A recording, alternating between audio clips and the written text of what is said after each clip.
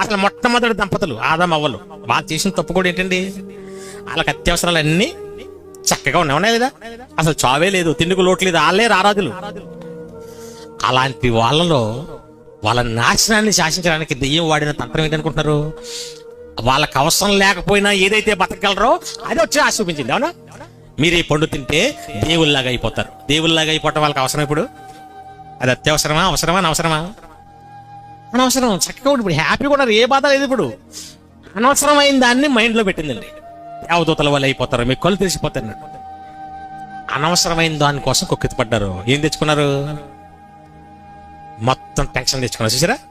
చావు తెచ్చుకున్నారు, కష్టం కొని తెచ్చుకున్నారు, సుఖం లేకుండా బతికారని చివరికి.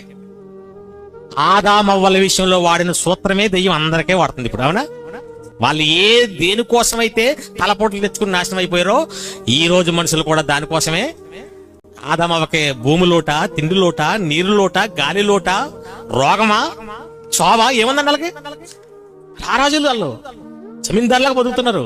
కానీ అనవసరమైన దానికోసం సర్వనాశనం కొని తెచ్చుకున్నారు.